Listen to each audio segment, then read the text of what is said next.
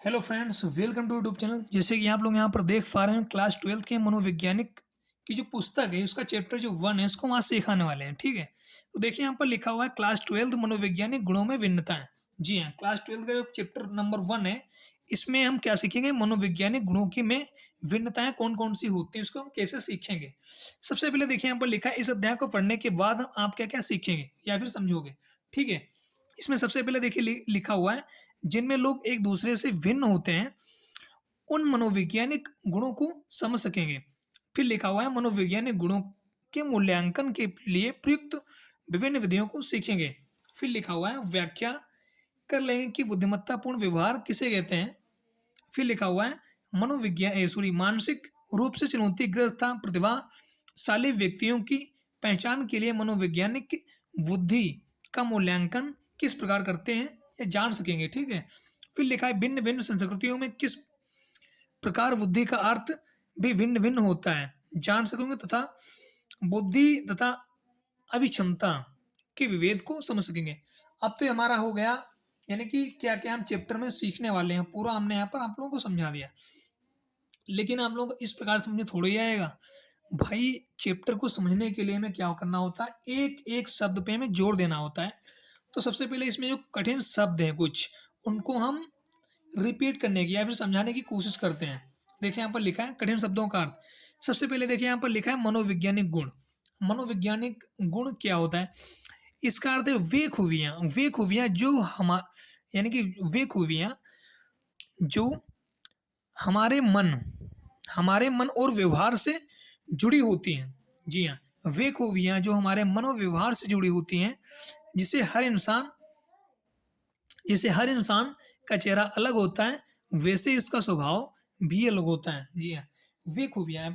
Definition आप इसको समझिए और ऑटोमेटिक आप समझ में आ जाएगा, इसमें कुछ भी अलग से नहीं दिया गया, सब कुछ बहुत ही इंपॉर्टेंट है। देखिए, जो भी हम पढ़ाई करते हैं तो उसके शब्दों पर जोर नहीं देंगे, क्योंकि अधिकतर क्या होता है, यूपीएससी या कोई भी एग्जाम जब देते हैं वहाँ पर, तो वहाँ पर एक एक शब्द को हमें अच्छे तरीके से समझना होता है। यदि शब्द समझ में नहीं आएगा तो फिर पढ़ने ना पढ़ने से कोई फायदा ही नहीं है। ठीक है, तो देखिए यहाँ पर लिखा है, वे खूबियाँ जो हमारे मन और व्यवहार से जुड़ी होती हैं, जैसे हर इंसान का चेहरा अलग होता है वैसे ही उसका स्वभाव भी अलग होता है। ठीक है, तो इसमें क्या हमें सीखने में ये मिल रहा है कि जो कुछ ना कुछ उसके अंदर खूबियाँ होती हैं उसे हम क्या कहते हैं, मनोवैज्ञानिक गुण कहते हैं। एग्जाम्पल के तौर पर, किसी किसी व्यक्ति किसी व्यक्ति यानी किसी व्यक्ति का यानी कि किसी व्यक्ति यानी कि किसी व्यक्ति या फिर कोई व्यक्ति बहुत बुद्धिमान होना या फिर किसी का जल्दी गुस्सा आना, ये सब क्या है, मनोवैज्ञानिक गुण है। कोई व्यक्ति है जो जल्दी से मतलब किसी भी चीज़ को बहुत जल्दी सॉल्व कर लेता है या फिर किसी चीज़ को जल्दी सॉल्व नहीं कर पाता है, तो ये सब क्या है, मनोवैज्ञानिक गुण है। फिर देखिए यहाँ पर दूसरा, यहाँ पर देखिए लिखा है मूल्यांकन। तो इसका अर्थ है कि किसी चीज़ को नापना या जांचना। इसका अर्थ है किसी चीज़ को नापना या जांचना। जैसे कि क्या होता है, जब किसी को बुखार आता है तो उसमें क्या करता है, डॉक्टर जो होता है, जैसे कि डॉक्टर बुखार नापने के लिए थर्मामीटर का उपयोग करता है, वैसे ही किसी के दिमाग या व्यवहार को जांचने के लिए टेस्ट लिया जाता है, उन्हें मूल्यांकन कहते हैं। अब आप लोग यहाँ पर मूल्यांकन समझ में आ गया, मनोवैज्ञानिक गुण क्या होता है ये भी समझ में आ गया होगा। और इसमें कुछ शब्द ऐसे भी हैं जो और आप लोगों को समझ में नहीं आए होंगे, वो भी हमने यहाँ पर लिख रखे हैं पहले से ही। साथ ही देखिए यहाँ पर लिखा है बुद्धिमत्तापूर्ण व्यवहार। ठीक है, यानी कि इंटेलिजेंट बिहेवियर, ये क्या होता है, इसका मतलब केवल किताबी ज्ञान ही नहीं होता। मतलब ये थोड़ी होता है खाली किताब पढ़ लो बस काम हो गया, ऐसा थोड़ी होता है। एग्जाम्पल के तौर पर देखिए यहाँ पर लिखा है, जब कोई व्यक्ति अपनी समस्याओं को समझदारी से सुलझाता है और नए माहौल में खुद को ढाल लेता है, तो उसे यानी कि बुद्धिमत्तापूर्ण व्यवहार कहते हैं। यानी मौके पर सही दिमाग लगाना है, मौके पर चौका मारना नहीं भैया, मौके पर सही दिमाग को लगाना। जी हाँ, अपने दिमाग से जो मतलब जो फैसला खुद ले सके, ठीक है, खुद अपनी समस्याओं को अपने आप सुलझा सके, उसे हम कहते हैं बुद्धिमत्तापूर्ण यानी कि इंटेलिजेंट बिहेवियर। ठीक है, फिर देखिए यहाँ पर लिखा है मानसिक रूप से चुनौतीग्रस्त। ठीक है, मानसिक रूप से क्या होता है, यहाँ पर लिखा है मानसिक रूप से चुनौतीग्रस्त, या उन लोगों के लिए इस्तेमाल होता है जिसका मानसिक विकास सामान्य गति से थोड़ा धीमा होता है। जैसे कुछ व्यक्ति ऐसे होते हैं, इनका विकास जो मानसिक विकास जो होता है वो सामान्य गति से क्या होता है, थोड़ा धीमा होता है ना। जैसे कि एग्जाम्पल के तौर पर हम देखें तो वे लोग जिन्हें रोज़मर्रा के काम सीखने या समझने में दूसरों से ज़्यादा समय और मदद की ज़रूरत होती है। कुछ लोग होते हैं एक काम को एक ही बार में सीख जाते हैं, कुछ लोग होते हैं एक काम को कम से कम जब 10 बार रिपीट करो, 10-15 टाइम जब रिपीट करो तब समझ में आता है ना, तो ऐसे लोग मतलब होता है थोड़ा राइटिंग वैसी है बट खुद ही समझने की कोशिश कीजिएगा। फिर यहाँ पर देखिए लिखा है यानी कि एक और शब्द यहाँ पर आता है प्रतिभाशाली यानी गिफ्टेड।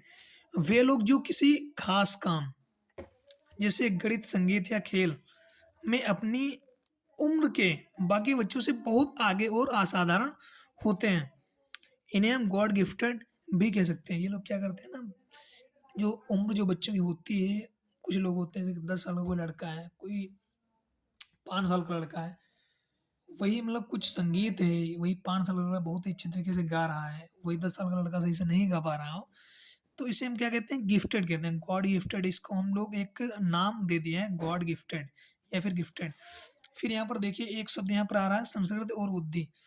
ठीक है, संस्कृत और बुद्धि क्या होता है, कल्चर या फिर इंटेलिजेंस। इसमें क्या होता है ना कि बुद्धि का अर्थ जो होता है ना कि अलग अलग देशों में तेज दिमाग उसे माना जाता है जो अकेले फैसला ले सके, लेकिन भारतीय संस्कृति में बुद्धिमान उसे भी माना जाता है जो समाज और परिवार परिवार को साथ लेकर चले।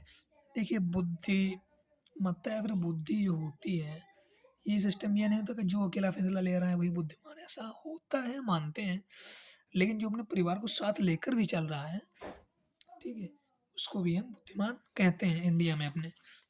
फिर देखिए यहाँ पर लिखा हुआ है एक शब्द बुद्धि बनाम अभिक्षमता। इसका क्या मतलब है, ठीक है, यानी कि इंटेलिजेंस प्लस एप्टीट्यूड। इन दोनों में अक्सर यानी कि लोग कंफ्यूज होते हैं।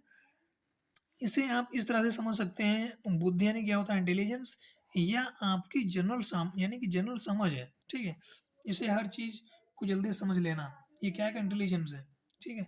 अब क्षमता यानी कि एप्टीट्यूड क्या होता है, यानी कि या किसी खास काम को सीखने की क्षमता, ठीक है। एग्जाम्पल का जैसे कि किसी को मैकेनिक बनने में यानी कि संगीत सुनना है, गाना बहुत अच्छा लगता है, किसी को मैकेनिक बनना है, वो क्या करता है ना, पूरा फोकस अपनी एक ही चीज़ में लगा देता है ना, उसे हम लोग ये सब सीखते कहते हैं, ठीक है।